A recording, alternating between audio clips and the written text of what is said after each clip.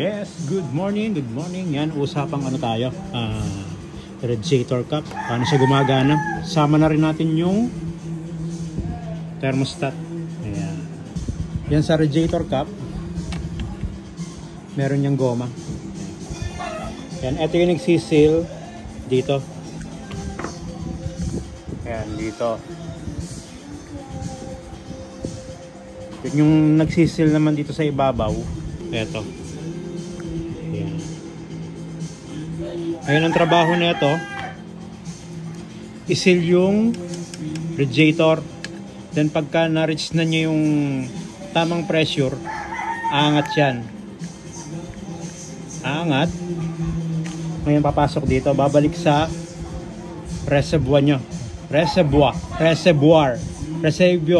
Pero ang basa yata doon, reservoir. Ayan. Ayan yung spelling. Hindi ko alam kung paano basahin niya. Kayo lang magbasa. Ayan.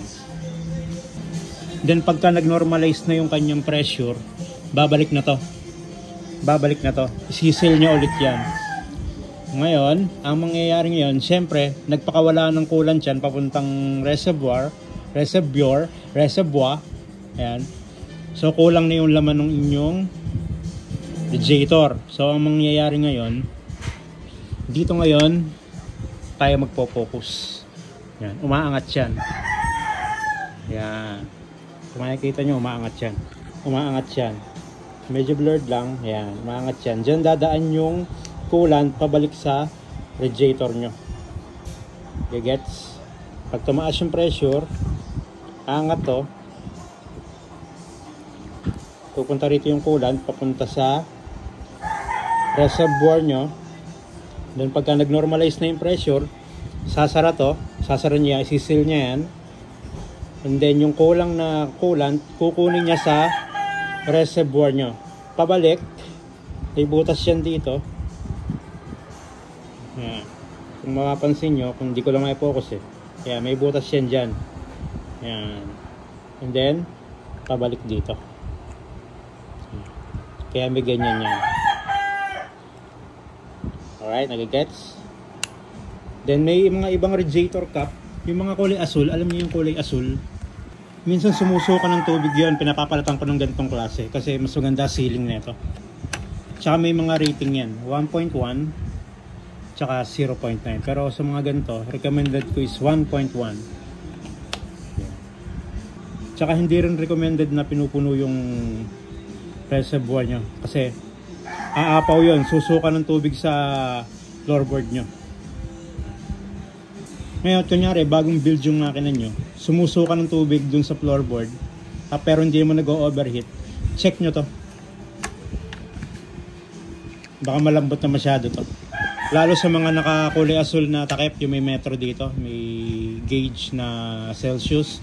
Minsan, pinapapalatan ko yun dahil sumusuka ng tubig. Pero pagka napalitan na neto, nagiging okay na siya.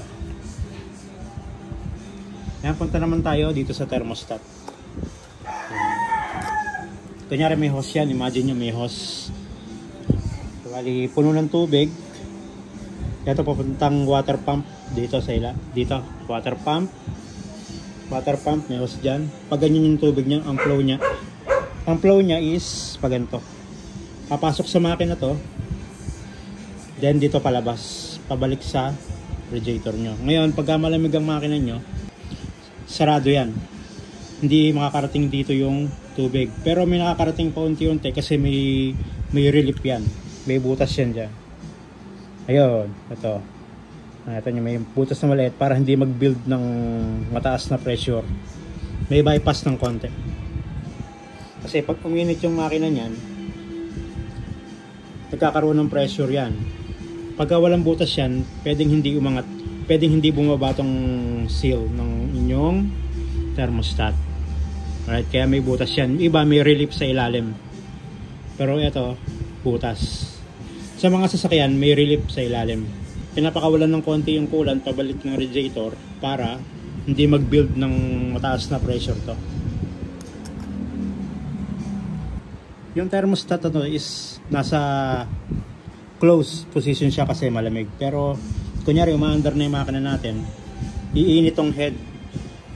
pag na-reach na nyo yung 60 to 80, hindi ako sure no kung ilan ang value nito. Pero tingin ko, ano to, 65 something, ganyan, 70. Ano na to, bubukas na. Pag nakasense to ng init, 60 pataas, o-open na yan. Para pag-circulate na yung coolant. Mainit na side, hot side, papalamigin, papasok sa makina, malamig na yung tubig, medyo lang. Then, syempre, paglabas dito, mainit na, babalik. Yan. Paikot-ikot lang siya. Ngayon, paano ba gumagana to? Yan. Papakita ko sa inyo kung paano siya bumubukas. Alright, yan. Ito yung ating thermostat. Yan. Tignan nyo kung ano mangyayari dyan pagka ininitan natin to. Kasi ito yung nasa coolant side, ito yung nasa head. Bali ang posisyon, nakaganyan. And then, nandito yung mainit na coolant.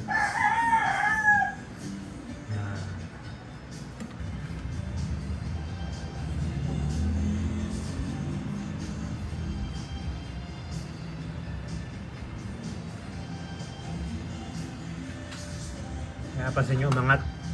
Papapasukin nyo ngayon yung coolant dyan, pabalik ng radiator. Yan. And then, dyan na mag-i-start yung circulation ng tubig. Babalik yan sa dati niyang posisyon. Ito, kunyari, ito, malamig na yung coolant.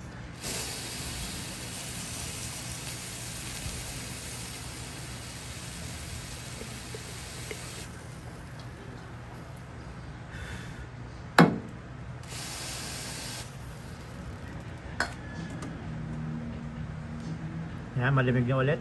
Ang galing! Ang galing! Hindi pa pala. Sakit. Yan, malamig na. Yun, it's cold. It's sarado ulit. Diba? Ganyan ang trabaho ng thermostat. So hanggang dito na lang ang ating video. Ito po si Boy Tompal na naghahatid ng katanlinuhan para sa pang-araw-araw niyong buhay. Maraming salamat and goodbye.